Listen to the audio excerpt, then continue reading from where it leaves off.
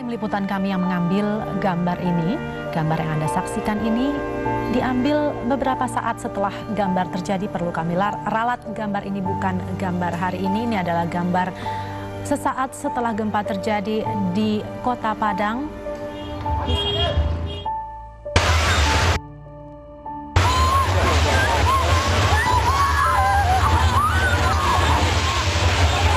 Ya, terus orang-orang berhamburan keluar dari arah lobi.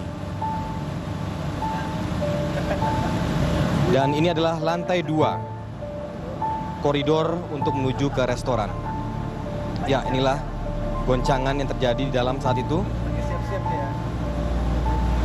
Tampak orang-orang yang berlarian, panik, berhamburan menuju.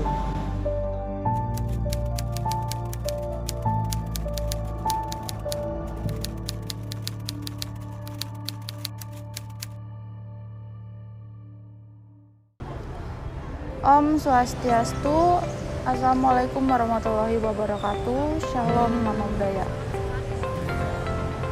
Perkenalkan, saya Jenny Ernisa. Di sini saya akan bahas mengenai kejadian yang menimpa Padang pada tahun 2009. Gempa yang melanda Pulau Sumatera Barat, tepatnya di Kota Padang yang berkekuatan 7,6 skala Richter pada tanggal 30 September 2009. Gempa ini menelan ribuan korban dan banyak sekali bangunan yang hancur menjadi rata dengan tanah. Gempa ini terjadi di lepas pantai Sumatera, sekitar 50 km barat laut Kota Padang. Terjadinya bencana ini membuat seluruh kegiatan di sana pun lumpuh total, terutama di bidang pariwisata. Terjadinya bencana tersebut dari pemerintah daerah maupun pemerintah pusat telah memiliki rencana untuk membangkitkan kembali Pulau Sumatera Barat. Kami telah merangkumnya dalam kajian singkat melalui tindakan kajian krisis. Mari kita cek. Selanjutnya adalah tindakan penanganan krisis. Terdapat 4 tindakan penanganan krisis, yaitu yang pertama adalah act, yang kedua adalah talk, yang ketiga adalah fix, dan keempat adalah create. Yang pertama adalah act, tindakan yang dilakukan pengelola atau penanggung jawab untuk mengatasi masalah krisis yang terjadi. Kemudian kedua adalah talk, yaitu memberikan penjelasan kepada media mengenai masalah krisis yang terjadi. Kemudian ketiga adalah fix, yaitu tahapan perbaikan yang dilakukan untuk memperbaiki kerusakan yang ditimbulkan. Kemudian keempat adalah create, yaitu membuat inovasi baru dengan tujuan membangun kembali citra dan juga membuat konsumen agar mau kembali datang. Selanjutnya kita masuk ke bagian pertama, yaitu act, atau tindakan yang dilakukan pemerintah atau pengelola.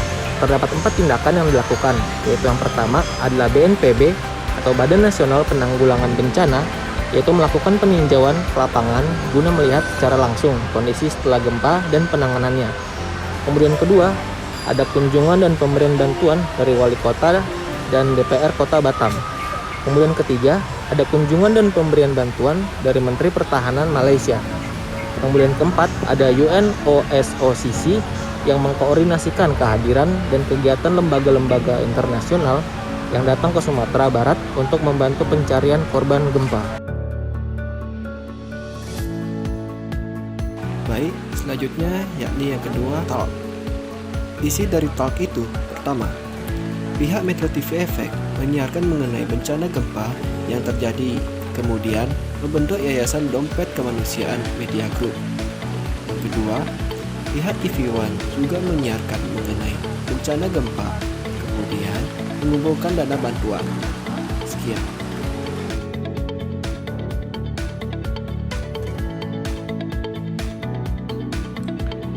Halo, saya akan memaparkan isi dari fix, di mana fix ini merupakan tahap perbaikan yang dilakukan untuk memperbaiki kerusakan yang ditimbulkan.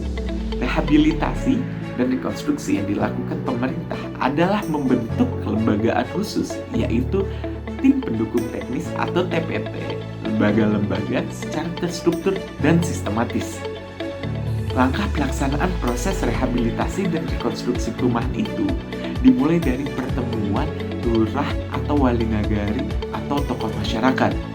Selanjutnya barulah dibentuk TPM yang terdiri dari unsur kecamatan, tokoh masyarakat yang memahami teknis bangunan, unsur muspida, kemudian pembentukan kelompok swadaya masyarakat atau yang disebut Pokmas. difasilitasi oleh camat, TPM, dan fasilitator. Kegiatan selanjutnya, Pokmas akan menetapkan penerimaan bantuan, proses penyerapan dana stimulus, pembukaan rekening, dan perencanaan pembangunan rumah atau rencana anggaran biaya, gambar teknis, dan lain-lain. Halo, selanjutnya saya akan membahas aksi KRIT pasca bencana gempa di Sumatera Barat.